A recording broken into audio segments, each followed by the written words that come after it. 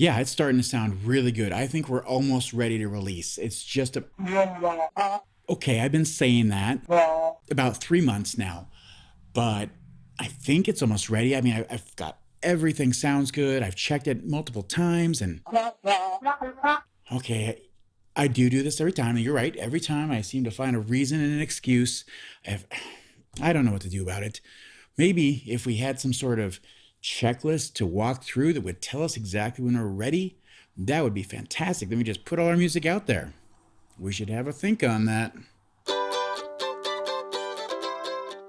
Hey, everybody, and welcome to this week's episode. Very excited to have you. Great topic this week. We're going to be talking about that moment when you think that you're about done with the song, but you're not sure. And maybe you start finding reasons not to put it out there. Maybe you find that there's just too many things that you're afraid of people going to say about it. You're not confident with what's going to be put out there. And we're going to hurdle that hurdle today together. And we've got a special tool for you to use. It's a checklist, and we're going to be showing it throughout this. It's going to be available down below. That's at our Patreon, and it's always free. You don't have to sign up for anything. You don't have to pay anything. Just go use it. That's the whole point of it. But instead of wasting your time, we're going to get right into it. So the very first one we're going to talk about here is step number 1 on the checklist. And we broke them down into 5 steps and then little checklists that you can go do. The first one we're going to call is the showstoppers. And I have a version of it here if you see me looking down, so I know what we're walking through here. But showstoppers is all about the very first thing you would notice if you listen to a piece of music and it took you away from the music. So if you were to start playing some music and you started hearing wrong notes that maybe shouldn't be there, or things that were out of tune, that's when you instantly stop and start saying, I can't enjoy this, or hey, this really feels like it wasn't a polished product, or it's hard to take this person serious as a musician or an artist because, something doesn't sound right. Or even if you're not an artist yourself and you're just listening to music and you hear that something feels off, something's really clashing with the other things and I don't like it, then you're just going to move on to the next song because you don't like that sound. So these are what we're calling the showstoppers. And it's the first thing that you should be looking at when you have a song that's all completed and you're ready to sit down and take a listen to it. And the first step that we have is that, of course, no notes are standing out or drawing attention away from the song as a whole. So as much as we like to hear and say that there's no such thing as a wrong note, there are notes that we didn't intend to play and then are not adding to the music and taking away from the overall product, maybe at the wrong time. That's what we're talking about here. So if there's one of those notes, just find a way to go back in and fix that, pull it out, redo it, whatever it takes. You really don't want that. It's pretty obvious, and it probably wouldn't have got to this point, but it's number 1 for a reason.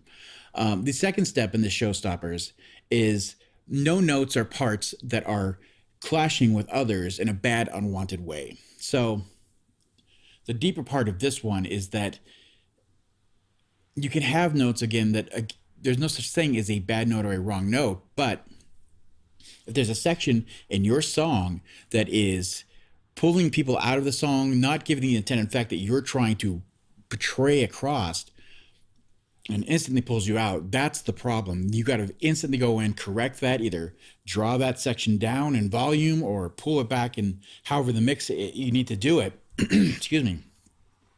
And really address that. Make sure there's nothing pulling anybody out of that. The third one down here is all instruments and tunes, vocals pitched in a way that you are happy with. So this one, of course, if you had done the steps beforehand, we do have a checklist that gives you a studio prep guide. But if maybe you hadn't had one or didn't know about it, you should always be tuning your instruments. Make sure they're in tune with each other more than anything. But whatever it takes, make sure they're not clashing with each other. They're in tune. And as long as that's okay, the next step you're going to look at in that is listening to the vocals and making sure that you're hitting the correct notes.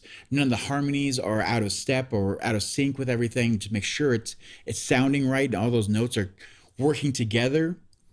And if you did any pitching or any kind of auto correction, which is fairly common with almost any modern production, just make sure that those notes are correct and they're moving the way they sound, moving the way you intended them to, and that they sound human. Sometimes if you go too hard with your auto tune, it can sound artificial, unless that's the sound you're going for. But if it's not, just this is that time to address it and think about that. So that's step number 1, showstoppers. The next step, moving down on that checklist, is feel the groove. And of course, the very next thing that's going to take you out of a song is if things feel like they're out of time or instruments are playing against each other. And like sometimes, like I said, sometimes that's going to be an intention and you want that to happen. But we're talking about those times when you go back and you listen to your song and like maybe the drums and the bass just aren't syncing up and something's not, you're not getting locked into the song, you're not, getting that swaying, getting your hips moving, something's not working. And this is that time to address that. And especially if there's just one or two notes here, even if you feel like it's not such a big deal, it's a great time, just go back, adjust what you need to. Or if there's something that maybe is not essential and you don't exactly need it, you can just pull that out of the song right now. It wasn't adding, it was taking away. The next one down underneath that is, of course, after everything's in time, song exhibits different moments of tension and release. And the only thing here is that you just want to make sure that in almost every song, not all songs, but almost every song you put out, there's going to be some sort of push and pull. You never want it to be just one straight line. Hey, blah, blah, blah, blah, blah, blah, blah, blah, blah, blah, in every single part. You want to make sure that in each of those parts that you are getting different parts of, this part's a little bit deeper, this part's, really fun, and, different parts that are giving and taking, pushing and pulling, something that's keeping that interest of your listener. The one after that is that there's enough different parts falling under this exact same thing that keeps the listener's interest. And falling in this line with that tension and release is different parts of your song to keep your listener's retention. That's a reason that we have a formula for songs, with intro, verse, chorus, bridge, chorus. The reason that we have those is different parts that we've become to understand that as a storytelling structure, a storytelling way of just getting things across that we accept that's how it's going to come. And yes, sometimes it's great to subvert those expectations and go a different route with how your song is set up, but rarely, most times it's going to hurt you more than it's going to help you, unless you have a very large fan base that's deep into your work and they want something very different. But in the beginning and early parts of careers, not so much. I made that mistake myself. Many of us have, where we just like, I need something different. I need to stand out. And you wind up hurting yourself more. And I can go back and listen to my own catalog and listen to songs and pull them out and be like, I really wish I hadn't tried to be different here. I really could have used another chorus here. For some reason, I lucked out and wrote a great chorus. I wish I would have had it in a correct order. And you don't want those moments. And listeners really don't want that, especially if they're just getting to know you. They're not going to be that into it. But just make sure there's enough different parts that there's something there for everybody to get into and enjoy. Okay, on to the third part, and that's the part that we're calling complete balance. And this is just an overcompassing view of this, is where we're talking about like mixing, and a little bit of the mastering, but really it goes deep into breaking it down so you know that everything's covered and you hit all your points on this one. So of course, the first one to talk about is volumes are in the correct levels to let important parts shine and different for each section of the song that is appropriate. So the first part of that is really just straightforward. If you've gone through and you've recorded all the parts and you've done just a basic mix where you've gone through and said, I want this part louder, guitars need to be here, piano here, keyboard here, synth here, vocals sitting on top almost always, bass straight down the middle. You've gone through the steps to say, that's where those volumes are supposed to be. You set them and everything's good. The very second part of that, where it goes into and different for each section of the song that is appropriate, that's where we're talking about using different volumes to elicit different emotions and make different parts of the song stand out. And of course, each chorus is almost always louder, usually imperceptible to most people, but verses will be lower than choruses, and bridges will, depending on what the bridge is, whatever you're trying to break up in that song, either you're trying to bring some energy to the song before it ends, you're going to want that louder. If you're trying to bring things down a bit so that you can really get them excited, in a different section of the song, the volume should reflect that. The only other thing you would ever say with that is that it's okay if everything's the same level, but this is one of those things that kind of take your song to that next level, that really give it that finishing touch and help you drive through the emotion or whatever you're trying to convey to the listener. This is a great tool that we have and you just need to make sure that it's being utilized. Next thing down, we're going to talk about frequencies are all meshing well, a good balance of high, low, and mids. And this is, of course, just when you're doing your mixing, making sure that the instruments sound the way that you want them to. The vocals all sound and have been, EQ'd, compressed to the way that you want them to. The best way to achieve this, of course, was during your mixing phase, was to use references. And we have a whole bunch of stuff on references, but just making sure that you have something to say, I like this sound, and you can pull it into your mix and hear that versus what you're doing and try to make it match that as best you can or get close to it. Those kind of things are how you achieve and make sure all your frequencies are meeting the requirements that you have of them. The next one down, dynamic range is interesting and present with the right amount of loud and quiet parts. Of course, this talks about that. It goes more in depth about that. The first part we're talking about with the volumes, but same exact thing, using those dynamic ranges, making sure that they are reflecting what you want to the song. There's nothing much different here. If you checked it off the first time and we're back here, we could just be talking about, if you're doing your own mixing and mastering, using your automation to make sure that the volumes are moving in the right sections instead of just having, this one's set here, this one's set here. The automation will take it to that next level and move as you need it to. But if you checked it off in that first one, you're usually pretty good at this point. Right after that, we have spatial imaging is well thought out and represents the music in a 3D soundscape. And of course, the best way to achieve this after you've done everything is make sure that no matter how many systems you're listening to, you're mixing and your nice monitors and your car and whatever it be, make sure you're using headphones as well, just because it really gives you a good understanding of what it sounds like in that 3D soundscape. And every song is different. Sometimes you just really want that singer-songwriter right in your face. You're here, I'm here. Everything's kind of really close to down the middle. We're feeling very intimate. Other times you're trying to incorporate an entire band in different sections and parts, and you want that to feel like you're, observing a whole show of, hey, there's the drummer. Oh my gosh, there's a guitar player. Or my gosh, there's a mandolin in the song. That's crazy. And, those kind of things. Oh, here comes some lead guitar. Those were in the soundscape of the 3D world. You just want to make sure they're sitting in those different places. And it's a great way, again, as we've been talking about, maintaining interest with your listener is really important if you're trying to get them to listen to the whole song and enough interest maybe to go listen to more of your music. That's a great way to hit that. The next thing we'll talk about here on this one, that will be the end of the completing the balance, is the ambience has set the right sonic environment for overall recordings and vibe you're going for.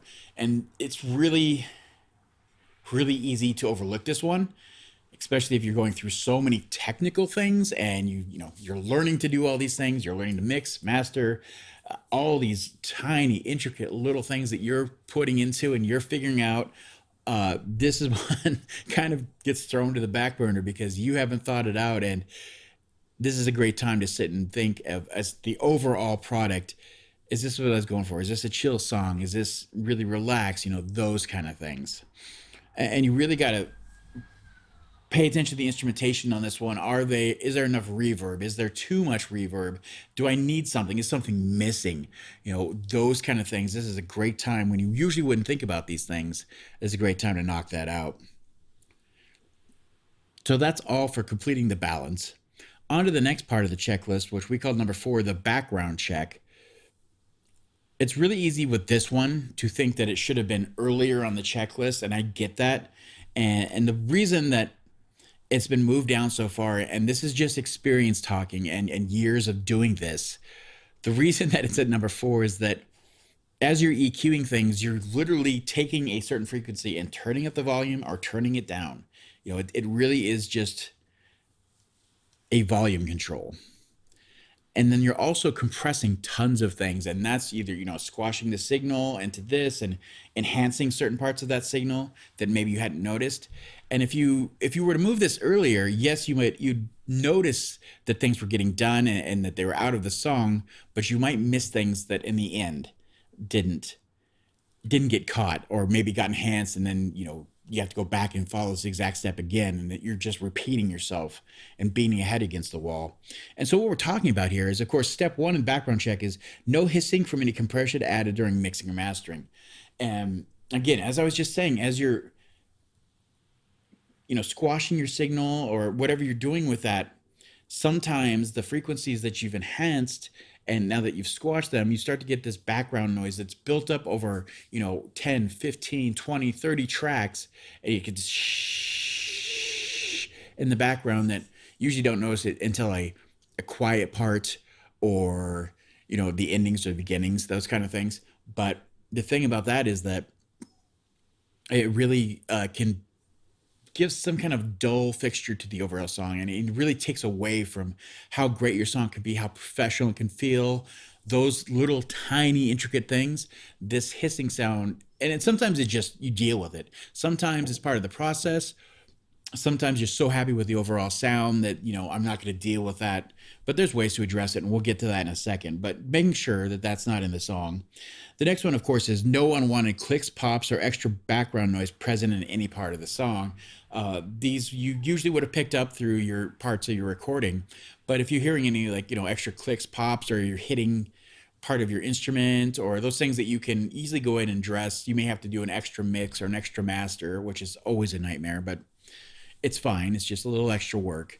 But if you hear those clicks, pops, those thumps, anything extra that you really don't want in there, just go in, make sure that as you're listening, write it down. 2 minutes, 34 seconds. I hear a little bit of a pop there. You go in there, figure out what it is. It may take a little bit of detective work for you to go through every single track and figure out why is this happening. But as you go down, like, oh, there it is. It's the acoustic guitar, and I guess I must have hit my ring on the soundboard. Oops. And then you go through, you just edit that out, or worst case scenario, I'll just do a retake here, and that'll be just fine. So that covers that one. The next one you want to talk about here, of course, is, I kind of touched about it early in the first part, but double check the beginning and ending of songs for clarity in all quiet parts. So some of the most important parts of your song are, of course, the beginning. You're drawing the listener in, and if you have any kind of hissing or background noise because it's been compressed, the whole song's been compressed a number of times, through different parts of the process, that hissing really stands out when you're just putting one or two instruments in, or just singing the vocals with one part and all the other parts come in. It really stands out. So you got to make sure that those parts are really well taken care of. And same with the ending. If you got them to the end of the song and they enjoyed the entire song, and you got a nice ring out, and you hit one chord or one note or one part of the piano, and then it just let it ring out to the end, and then as it's dropping down in volume, you're starting to hear the hiss come back up. It takes them out of that moment, that feeling, that overall dopamine hit they just got from your music, and you really, really don't want that. And like I was saying before, I was going to talk about how to deal with this. We have a whole episode, and I'll link it right here, and it's all about dealing with noise reduction. This is a great place for that noise reduction. You go in, you just take that part, if we're talking about the ending, like I just said, section that off, and then get some background noise, and then as a sample for it to understand what's going on, and then you just pull that out in that one section right at the ending, and then you get that nice clear just ring out at the end, and you achieve that emotion, you get that dopamine hit to them. Works out perfectly. So that's the fourth part. Let's go on to that last and fifth part. Okay, here we are at the end, the finish line, as we've called number 5, very appropriately. You've gone through all the tedious steps, but you made sure that the recording sounds as good as it can, and there's no clicks or pops, everything that we've talked about before, making sure that all the dynamics are right, all the EQs and compressors are set the way you want, vocals sound great, everything's sitting where you want. So now we're at those last little parts that sometimes can get stuck in the middle, and we get ahead of ourselves before we get to this part. And of course, the first part of this finish line is to listen to your product, but not just that. Take your song and make sure you hear it on no less than 3 different systems. Of course, you're going to be hearing it nonstop on the original system that you're either mixing on or mastering on or whatever you're doing, or if you're just getting this from a studio and you're working with them, you usually the system that they send to you, and you do your test mixes and your test masterings, and you're okaying the parts. So you have your normal system that you're used to listening things on. And then, of course, we all have that second go-to that we really love as a staple, and that's the car. That we've always listened to music our whole lives when we're driving around. It's just part of the lives we've lived, and our culture. And we like to use that as a litmus test of what it sounds like when it's in the real world. So, there's two. The third at this point, I'm hoping that you've taken some time, and like I said, and listen to this. If you follow these steps and listen on headphones, this is a great time to go back, make sure everything sounds good. Is the spatial setting of this, everything sounds great. It's got a nice 3D sound to it. Uh, all those kind of things. And of course, make sure you're listening to these on smaller systems, if through a phone or something like that, or smaller speakers. That's why we always use, like, in studios we have the mix cubes, we call them. And that's because we like to use things that don't represent, like, or don't reproduce bass signals so well, because that's a lot of the music gets listened that way now, through phones. You just want to make sure that it still sounds good in those scenarios. The vocals are still sitting where they're supposed to, and the instrumentation's coming through the way you want it to, when the bass isn't being reproduced as you've heard it so many different times. Uh, as long as you do that, you're going to cover all your bases. It's going to sound different on each system, and I'm not saying you should mix or master to each of these systems, but just make sure it's translating well and sounding good. It's easy to miss things, and this is a great way to cover your bases. The very last step on this is, of course, really kind of superficial and small in your mind, but it really represents the overall grand scheme of why you're doing this in the first place. And it's the song gives me an emotional response like goosebumps, happiness, sadness, thoughtfulness, etc. It's the whole point of this is that you're trying to share something that you're creating, something that represents something that you've thought through, either a story you want to tell, an emotion you want to convey, a feeling you want to get out to the world, your own personal therapy, whatever it may be. But what is that audience feeling? What is that person that's not you that hears this? How are they feeling? What's coming across? If you're not getting that, if you don't understand, then there's no point to any of this. You're not going to have a career. You're not going to have any kind of success because you didn't think about the end user, the end result, where this was going to wind up. Um, I've heard some great quotes from some very top end musicians, some top end engineers, and there should always be a point in the song where you're getting goosebumps, right? Either the vocal part or the music, and that's, come on, it's not realistic, let's be honest, but there should be some point in the song where you are having that aha moment through this process of writing and producing the song and putting into actual life with giving it a mix and master and adding all these tracks and different parts and watching it come together.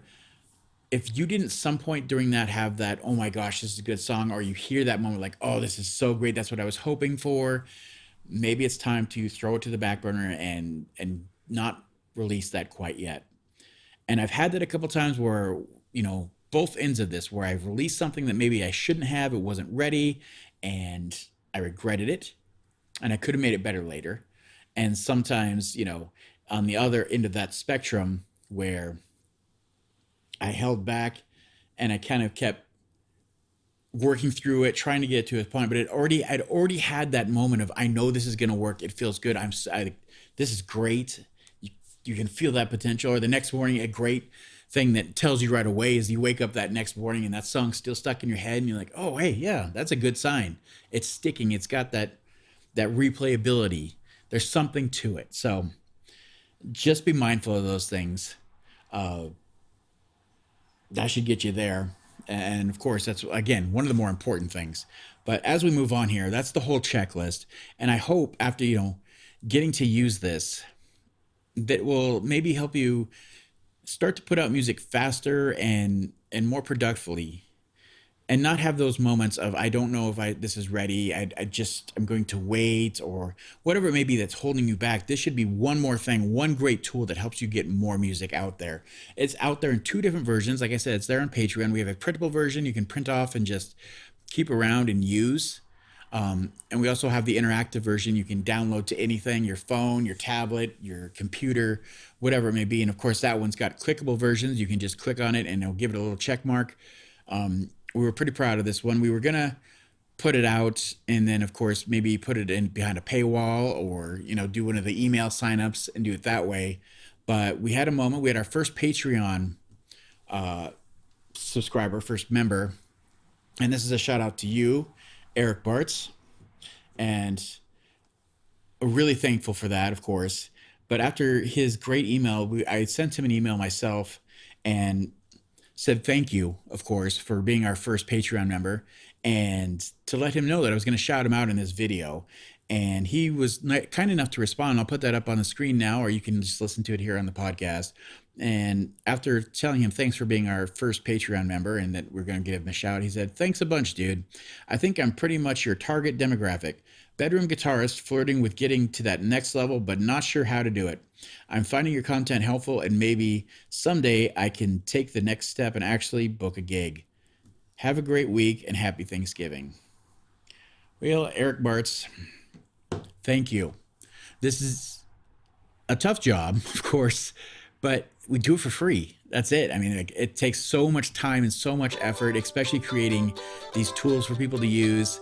And just hearing somebody say, we make a difference, or, it's helping them in some little way, that's fantastic. And if you guys want to go sign up to our Patreon, it's always there and help us and, make it easier for us. Please, by all means, we'll be so thankful. But if not, just go use the free tools. That's why they're there. No emails, no signups, no nothing. Just go take it and use it. Thank you guys so much for going on this journey with us. Again, if you guys have any questions or anything like that, please, we're always available. Eric, if you ever need some help getting that first gig, getting it booked, whatever it can be, whatever's holding you up, just hit us up. We're always here to help. All of you, I hope you know that. That's what this community is all about. So until the next episode, thanks again. Bye.